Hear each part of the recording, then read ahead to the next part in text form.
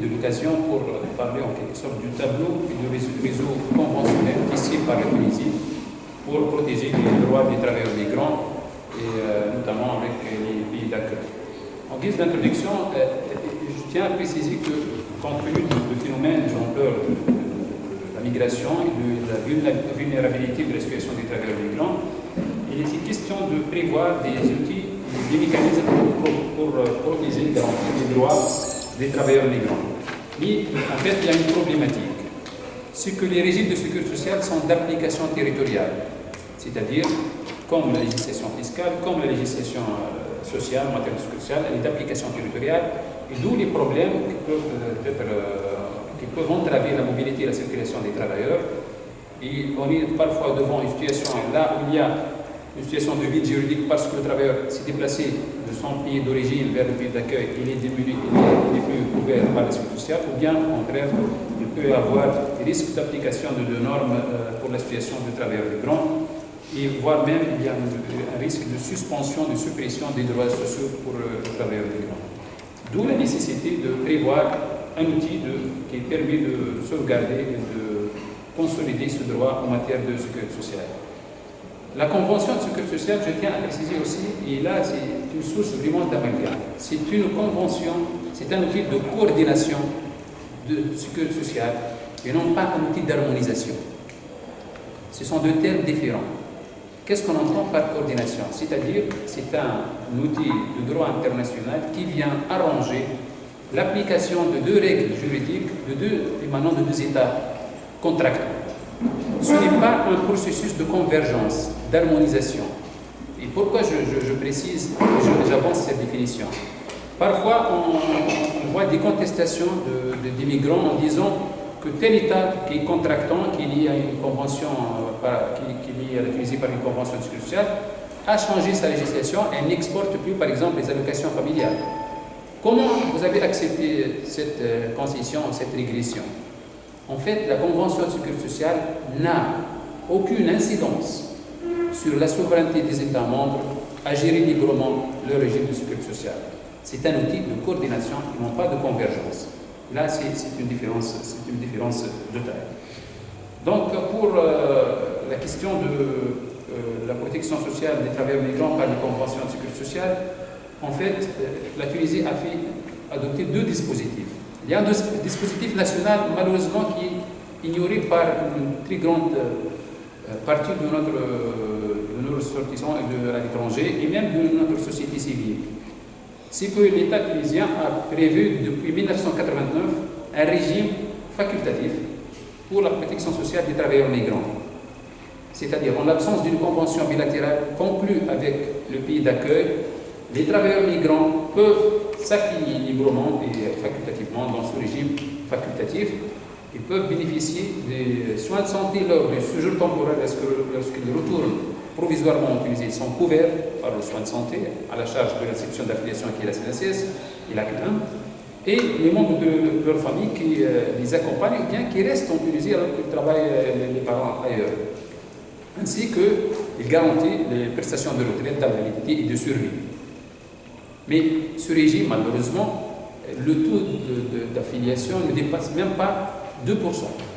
Pour une population estimée à 100 000 travailleurs migrants, notamment dans les régions du Golfe et dans l'Amérique du Nord, le Canada, les États-Unis. On a fait des campagnes de sensibilisation, de communication, des formulaires qui ont été adressés à tous un échantillonnage de notre communauté à l'étranger. Mais malheureusement, la première question ou la première entrave, c'est qu'ils ne sont pas au courant de tout, qu'il existe un régime facultatif pour l'affiliation. Et on s'attend que ce régime, parce que pour la situation des pays du Golfe, c'est une situation critique.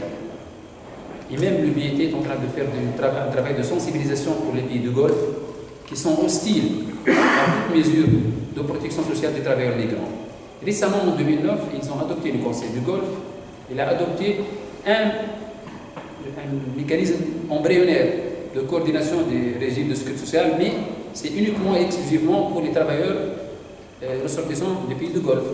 Donc les étrangers comment la situation se présente?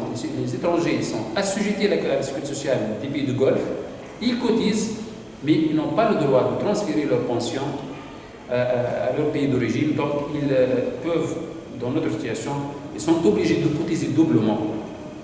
Des fonds perdus pour la sécurité sociale des pays du Golfe, mais pour subvenir à leurs besoins en matière de risques sociaux, ils doivent c'est facultatif, mais ils doivent s'affilier à ce régime de protection sociale des travailleurs migrants qui date depuis janvier 1999.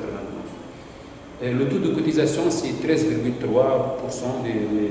de la classe de revenus choisie par l'intéressé. Il y a plusieurs classes de revenus. C'est à lui de choisir la classe qui convient à ses ressources et son revenu et de s'affilier. L'autre régime, je parle toujours des régimes nationaux avant de passer aux conventions de sécurité sociale, il y a un régime de protection sociale des agents publics qui exercent leurs fonctions à l'étranger dans le cadre de la coopération technique. Hier, on a parlé de la TCT, l'Agence tunisienne de coopération technique, la TCT. C'est un régime aussi, on a adopté une mesure récente qui consiste à prolonger la période exceptionnelle pour régulariser la situation des coopérants techniques, c'est-à-dire chaque agent public qui est parti à l'étranger dans le cadre d'un contrat par le biais du truchement de l'Agence tunisienne de la coopération technique. Il est couvert obligatoirement pour les risques retraite et invalidité. Il peut s'affilier facultativement pour les soins de santé et en cas de séjour temporaire en Tunisie. C'est un système, ce système fonctionne convenablement puisqu'il couvre pratiquement la totalité des coopérants et puisqu'au préalable, il doit passer par la TCT, donc c'est un régime qui fonctionne convenablement concernant la population. Obligatoire. Oui, pour la retraite et l'invalidité, mais c'est facultatif pour les soins de santé. D'accord. Donc tout coopérant technique, il peut bénéficier, il peut s'affilier à la CNRPS, c'est la Caisse nationale de prévoyance sociale. Il y a d'autres régimes, un régime sectoriel pour le personnel des affaires étrangères. Peut-être brièvement, c'est un système à deux piliers. Il y a un panier de soins obligatoire pour le personnel des missions diplomatiques consulaires qui ont la qualité du personnel diplomatique. Le premier pilier couvre les affections de longue durée, c'est-à-dire les maladies chroniques, les opérations chirurgicales et prothèses. Il y a un régime facultatif des soins ordinaires, les maladies ordinaires. Et le remboursement s'effectue selon un tableau et un panier de soins selon des degrés et de taux de cotisation. Et en plus, il y a une commission nationale pour les soins à l'étranger. Ça, c'est la panoplie des mécanismes qui sont au niveau national pour la protection sociale des personnes exerçant à l'étranger. Pour les conventions bilatérales de la sécurité sociale, la Tunisie a conclu maintenant presque 15 conventions de sécurité sociale. C'est le premier réseau conventionnel au niveau maghrébin et voire même africain, avec des projets en cours. Ces conventions sont essentiellement dont 10 sont avec des États membres de l'Union européenne. Ça couvre pratiquement 95% de la population tunisienne qui exerce à l'étranger. Ces conventions sont avec la France, l'Allemagne, l'Italie, les Pays-Bas. Je vais peut-être vous communiquer ultérieurement le tableau de ces conventions. Et elles datent de quand? Voilà. Il y a des conventions qu'on les appelle de première génération, c'est-à-dire des années 70 et autres. Il y a des nouvelles conventions qui sont conclues, par exemple, avec la République tchèque. On est en train de finaliser la conclusion d'une nouvelle convention. Avec la Turquie, on a signé une convention. Avec la Belgique, c'est une nouvelle convention qui remplace l'ancienne. Et avec les Pays-Bas, avec l'Espagne, l'Autriche, la Grèce et l'Italie aussi. Donc c'est essentiellement les États membres de l'Union européenne qui sont les principaux États d'accueil de la migration des travailleurs migrants tunisiens. Quels sont les principes de ces conventions? Ces principes prévoient tout d'abord le principe de l'égalité de traitement. On va discuter culturellement la substance de ce principe, c'est-à-dire par le biais de la convention, chaque État contractant assure un traitement égal en termes d'obligations et de droits pour les travailleurs migrants qui sont les ressortissants de l'un des deux États contractants. Et lorsqu'on dit égalité de traitement, c'est la prohibition et l'interdiction de toute discrimination directe ou indirecte, toute discrimination formel, informel, déguisé ou ostensible. Donc, il y a une égalité de traitement, mais on va voir que parfois ce principe souffre de quelques exceptions qui sont justifiées aussi bien par la réalité ou bien par d'autres dérogations qui sont apportées par la législation nationale de l'État contractant et non pas par la Convention elle-même. Deuxième principe, c'est le transfert ou la transférabilité de droits sociaux, c'est-à-dire chaque convention assure aux travailleurs migrants le libre transfert de sa pension de retraite dans les taux, normalement dans le taux complet, et les allocations familiales et les rentes d'accident de travail et maladies professionnelles et toutes les prestations qui lui sont reconnues par la Convention. Et c'est-à-dire la Convention sert à supprimer en quelque sorte les frontières qui existent entre les deux États. Et par la fiction juridique, on prévoit que aucune mesure de suppression, de confiscation, de réduction ou d'annulation des prestations de sécurité sociale ne peuvent être apportées par la législation de chaque État contractant, du fait que l'intéressé réside sur le territoire de l'autre État contractant. Donc, il y a ce principe de portabilité et de transfert et d'exportation des prestations de sécurité sociale. L'autre principe, qui est un principe fondamental et directeur de la coordination, c'est la totalisation des périodes d'assurance. Qu'est-ce qu'on entend par totalisation des périodes d'assurance? C'est-à-dire le principe, c'est que chaque travailleur ou chaque période de pension a le droit à une pension au titre de la législation sous laquelle il a accompli sa carrière en termes de période cotisée. Mais en cas où cette période n'est pas suffisante pour ouvrir droit à une pension, il y a recours à ce mécanisme de totalisation d'autres périodes qui sont accomplies dans le premier état. Donc l'état A et l'état B, les organismes de sécurité sociale font une totalisation de ces deux périodes d'assurance pour ouvrir droit à une pension. Pour l'ouverture des droits. Voilà, pour l'ouverture des droits. Et l'intéressé parfois a la possibilité de bénéficier séparément de deux pensions, et c'est généralement le cas et la préférence de plusieurs nombres de travailleurs migrants qui préfèrent par exemple garder deux prestations séparées ou deux pensions séparées pour des raisons de séjour, pour des raisons, etc. Ou bien une pension proratisée, c'est-à-dire une pension calculée sur la base de ces périodes de cotisation ou des périodes assimilées. Lorsque je dis assimilées en termes techniques, ça peut être des périodes qui ne sont pas des périodes de travail actif, mais ce sont des périodes par exemple, d'études ou assimilées, ou même parfois de chômage, qui sont assimilées des périodes de travail. L'innovation dans les nouvelles conventions de sécurité sociale, et notamment la convention tunisiso-française, c'est qu'on peut faire la totalisation des périodes d'assurance incompris dans un État tiers, qui est lié aux deux États par une convention de sécurité sociale. Je prends l'exemple, par exemple, de l'Algérie, par exemple, le Maroc. L'intéressé a le droit de totaliser les périodes d'assurance accomplies sur le territoire français, sur le territoire tunisien et sur le territoire marocain ou sur le territoire, par exemple, algérien. Et ceci, dans l'objectif, c'est d'améliorer la substance de la pension servie à l'intéressé. L'autre principe, c'est la détermination de la législation applicable. Il y a deux principes. Le principe et l'exception. Le principe, c'est que la Convention de sécurité sociale pose un principe, c'est que chaque travailleur est soumis à la législation du pays du lieu de travail. On parle en latin de la lex labori, c'est-à-dire la soumission à la législation du pays de travail. Et ça, c'est très important en termes de droit, en termes de prestations. L'exception, il y a des exceptions, c'est le travailleur détaché.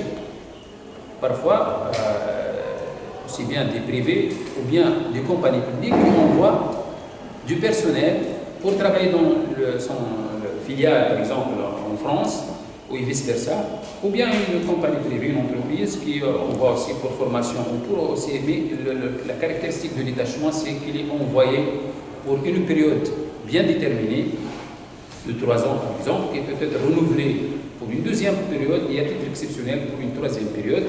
Ce travailleur garde l'assujettissement et le maintien d'affiliation à la législation de son pays d'origine. Donc il y a une continuité dans sa carrière d'affiliation à la sécurité sociale, et donc il y a une préservation de cette situation, il n'y a pas de rupture, et donc ce travailleur, c'est comme il n'a jamais quitté le territoire du premier État, mais malheureusement aujourd'hui on observe de plus en plus, et sous l'effet de la législation communautaire, que les États européens dans les conventions bilatérales ont une tendance à réglementer et à réduire la durée de détachement, qui est une technique favorable à la mobilité des travailleurs, réduire le plafond de la durée octroyée dans le cadre de détachement à 5 ans. Chose, par exemple, qui n'est pas le cas dans la Convention toulousaine-française, donc qui peut arriver même à 11 ans et à 12 ans, par le biais du truchement de renouvellement. Il y a d'autres exceptions de non-assujettissement à la sécurité sociale française. Ça concerne le personnel diplomatique consulaire, et ce par le biais de la Convention de Vienne sur les relations diplomatiques consulaires. Et donc c'est pour des considérations essentiellement de souveraineté, et sont en quelque sorte dans une situation d'extraterritorialité, ils ne sont pas soumises à la législation de cet État en termes de législation fiscale, de législation sociale ou autre. Il y a aussi la préservation des droits acquis. C'est que la Convention de sécurité sociale assure aux travailleurs migrants la préservation des droits qui ont été acquis, aussi bien dans leur pays d'origine que dans leur pays de travail. Et c'est au moment de leur retour définitif qu'il y aura instruction d'un dossier et liquidation de droits pour l'ouverture de droits et le bénéfice des prestations. Pour la Convention toulousaine-française, cette convention, c'est vrai, c'est une nouvelle convention, puisqu'elle remplace celle qui était en vigueur. Et cette convention qui est entrée en vigueur le 1er avril 2007 se caractérise par son champ d'application matériel et personnel élargi. Qu'est-ce qu'on entend par champ d'application matériel, champ d'application personnel? C'est les catégories socio-professionnelles couvertes. Elle couvre les salariés actifs, c'est-à-dire qui sont ayant la qualité de travailleurs salariés, déjà là, les travailleurs non salariés, c'est-à-dire les indépendants qui travaillent pour leur propre compte, dans le domaine agricole et non agricole, l'innovation et le chômeur indemnisé, qui bénéficient d'une indemnisation, les pré-retraités, les agents publics, c'est la grande innovation aussi, les titulaires de pension, les étudiants et les membres de leur famille. J'ai oublié, donc, nous sommes dans un contexte, dans un cadre de la société civile, des associations, que chaque convention de sécurité sociale conclue par la Tunisie reconnaît forcément et obligatoirement la protection sociale aux réfugiés et aux apatrides. Ça, c'est évident. Dans toutes les conventions, c'est classique, c'est généralement les articles 1er et 2. Les apatrides et les réfugiés bénéficient de la protection sociale au titre d'une convention bilatérale. Même s'ils ne sont pas ressortissants n'ont pas la nationalité de l'État contractant, ils bénéficient de la protection sociale. Et c'est la particularité de toutes les conventions conclues par la Tunisie. Je reviens à la Convention toulousaine-française. À la Convention toulousaine-française, le champ d'application matériel, c'est-à-dire les prestations reconnues. Cette convention reconnaît maintenant les prestations au profit des travailleurs migrants. Il y a des prestations qui sont d'immédiate nécessité, c'est les soins de santé. Les soins de santé sont reconnus aussi bien. Il y a le principe, c'est que sur le territoire français, les travailleurs migrants bénéficient de l'égalité de traitement. Ils sont, juridiquement, ils sont traités comme étant des ressortissants de l'État français, parce que les régimes de sécurité sociale ne se fondent pas sur la nationalité. La législation de sécurité sociale, normalement, c'est une législation qui est exempte de toute discrimination en fonction de la nationalité. Même en Tunisie, on ne s'intéresse pas à la nationalité de l'affilié. On a toutes les nationalités qui sont affiliées et bénéficient de la totalité des prestations. La particularité, peut-être ici, c'est une question de droits de l'homme aussi, la particularité, c'est vrai, on a évoqué ça hier, c'est que toutes les législations de sécurité sociale presque dans le monde prévoient que pour l'exportation des prestations de sécurité sociale, il faut une convention bilatérale avec l'autre État contractant. Il y a même un arrêt de la Cour fédérale suisse, je vais parler de la Suisse, un ressortissant tunisien, des sommes énormes, il a été privé de transférer et d'exporter ses titres de retraite, et le considérant de la Cour fédérale était clair en 2008 en disant qu'en l'absence d'une convention bilatérale conclue avec la Tunisie, il n'est pas question de transporter, d'exporter cette prestation pour le citoyen, ce ressortissant tunisien. La question de la convention avec la Suisse, j'ouvre la parenthèse pour peut-être sensibiliser en quelque sorte sur la situation qui est très délicate. Auparavant, on a eu un projet qui était c'est un projet paraffé en 1999, mais compte tenu de la situation politique, et notamment c'était prévu une deuxième réunion en 2005, qui coïncidait, je suppose, avec le sommet de l'information. Voilà. Et il y avait une crise politique et la partie suisse a suspendu la négociation pour conclure cette convention de sécurité sociale, qui, au profit des travailleurs migrants, ça n'a rien à voir avec le régime politique de considération politique. Et après la Révolution, c'était très optimiste, mais malheureusement, on a reçu une correspondance de la partie suisse en nous proposant un projet de remboursement de cotisation. Ce n'est plus le transfert de pension, ce n'est plus la totalisation, ce n'est plus les soins de santé, ce n'est plus des allocations familiales, mais simple transfert de cotisation. Qu'est-ce qu'on entend par transfert de cotisation? C'est-à-dire les sommes qui sont prélevées chaque trimestre, etc., sont totalisées avec cette somme qui ne représente rien, du montant de droits des travailleurs migrants. Et maintenant, on a la part de l'employeur et de l'employé ou uniquement la part de l'employeur? La part de l'employé. Uniquement. Même pas la part de l'employé. Voilà.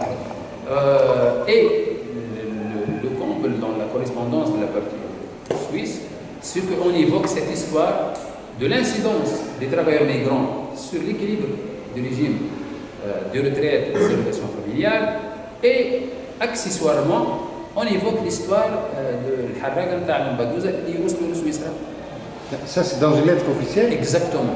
Et l'État a porté plainte ou pas encore? Bon, on n'est pas resté sans aucune réaction. Notre réaction a été ferme parce qu'on ne peut pas, franchement, on ne peut pas, comment dirais-je, conditionner la signature de convention par un comportement individuel d'un travailleur migrant qui est dans une situation vulnérable, etc. Et normalement, Genève, c'est là où il y a les commissions des droits de l'homme, c'est là où il y a l'approche la plus protectrice des droits de l'homme. Je reviens à la convention française, d'ailleurs, qui est une convention modèle, je parle toujours en termes du texte. Une convention modèle en termes de prestations qui sont reconnues pour les travailleurs, essentiellement. Il y a les prestations de courte durée, c'est-à-dire d'immédiate nécessité, qui sont le soin de santé sur le territoire de l'État contractant, mais aussi le soin de santé lors du séjour temporaire. C'est-à-dire lorsque le travailleur décide de se retourner pour passer ses vacances en Tunisie, il bénéficie des soins de santé de la couverture sociale à la charge de l'institution française, l'institution d'affiliation, puisqu'il a cotisé, donc il bénéficie avec ses membres de famille, et à la charge de la partie française dans la limite, selon les frais qui sont en vigueur en Tunisie. Là aussi, on n'est pas encore au niveau de stade qui est accompli sur le plan communautaire, parce que la Cour de justice vient de conformer dans plusieurs arrêts que le travailleur migrant, bien sûr c'est le travailleur européen, a le droit à une compensation et à un remboursement différentiel au cas où le bénéfice de soins de santé dans les tarifs ne correspondent pas au même tarif dans son pays d'affiliation. Mais dans toutes les conventions bilatérales en vigueur actuellement, on se limite à ce que le remboursement des frais de soins prodigués en Tunisie ou en France lors d'un séjour temporaire s'effectue toujours selon les tarifs de l'institution de lieu de séjour. Il est limité dans le temps, voilà. Voilà, merci pour cette remarque, mais généralement, le séjour temporaire, ça ne concerne, et là je précise encore, ça ne concerne que les soins d'immédiate nécessité. C'est-à-dire, on exclut ce qu'on appelle dans le jargon communautaire les soins programmés. C'est le cas aussi pour l'Union européenne. Qu'est-ce qu'on entend par les soins d'immédiate nécessité ou d'urgence? On disait que le cas d'urgence, c'est le cas où on ne peut pas reporter le bénéfice de soins sans mettre en péril la vie de l'intéressé ou compromettre définitivement son état de santé. C'est ça la définition de l'urgence, qui est médicale. Ce bénéfice de soins, il est limité dans le temps pour 3 mois, mais on peut demander de prolonger cette période si l'institution du lieu de séjour de la CNAM tunisienne estime que ce travailleur, que le cas de santé de ce travailleur nécessite un prolongement de séjour en Tunisie. Elle avise l'autre institution d'affiliation française et qui donne son accord pour le prolongement de séjour pour le bénéfice de soins de santé. Donc le bénéfice de soins de santé est octroyé pour les travailleurs salariés, pour les titulaires de pension aussi, les titulaires de pension lors de leur retour définitif, ou bien il y a des cas où on appelle le transfert de résidence, pas un séjour temporaire, mais un transfert de résidence, pour des cas de convalescence par exemple. Un travailleur tunisien en France qui tombe malade, il décide de transférer sa résidence en Tunisie jusqu'à la convalescence et jusqu'à la guérison définitive, il demande une permission, une autorisation préalable de l'institution d'affiliation française et il peut bénéficier de soins de couverture sociale en Tunisie à la charge de la partie française pendant des périodes qui peuvent aller au-delà de 6 mois, c'est-à-dire 3 mois renouvelables et qui peuvent aller jusqu'à la convalescence définitive. Les membres de famille de travailleurs qui demeurent en Tunisie aussi bénéficient de soins de santé à la charge de la partie française, c'est-à-dire ils sont couverts par le biais de l'ACNAM, ils sont traités comme étant des ressortissants tunisiens et bénéficient de la totalité des prestations de soins. Et là, on ne va pas évoquer mais il y a une particularité, l'application du principe de l'égalité de traitement, comme j'ai évoqué hier, peut conduire à une situation d'inégalité en termes de droits et de prestations de soins. J'évoque le cas, par exemple, des allocations familiales. Lors des négociations avec chaque État contractant, avant la conclusion d'une convention, il y a généralement une séance d'échange de législation. Lorsque, par exemple, on avance les montants qui sont octroyés au titre des allocations familiales pour les travailleurs tunisiens, qui sont des montants dérisoires, 7 dinars, évidemment. Et l'autre réaction de la partie contractante, c'est toujours d'exclure au maximum de la liste des prestations familiales, parce que la liste des prestations familiales, il y a plusieurs rubriques, donc, et de se limiter à un montant presque équivalent, je ne dis pas équivalent, mais à un montant presque identique au montant reconnu par la législation tunisienne. Chose qui est injuste, qui n'est pas conforme au droit du travailleur migrant qui a cotisé selon les taux de cotisation dans le pays d'accueil, dans le pays de travail d'accueil. Voilà, et normalement, la prestation doit être identique. C'est vrai qu'il y a des rubriques qu'on tolère à ne pas exporter, qui sont jugées, qui sont justifiées par la différence du coût de la vie. Si c'est le critère avancé, il y a une disparité du coût de la vie. Mais on ne peut pas aller jusqu'à une réduction totale de toutes les allocations familiales, et l'ensemble des conventions bilatérales adoptent ce qu'on appelle un barème conventionnel, c'est-à-dire un barème d'un taux qui est arrêté conjointement par les deux parties contractantes, mais par exemple pour le cas de la Tunisie, le premier enfant bénéficie d'un montant aux alentours de 24-26 euros, qui est révisé actuellement, mais il est révisé d'un montant dérisoire. Ça ne peut pas même aller à 2 ou 3 euros pour le montant qui est fixé auparavant. Donc ceci est un peu injuste pour les allocataires, c'est-à-dire les bénéficiaires des allocations familiales. Et la tendance qu'on observe aujourd'hui, c'est que toute demande de révision d'une convention bilatérale, de révision d'une convention en vigueur, avec certains États membres de l'Union européenne, malheureusement, c'est toujours une révision à la baisse. Malheureusement, c'est une convention, c'est une révision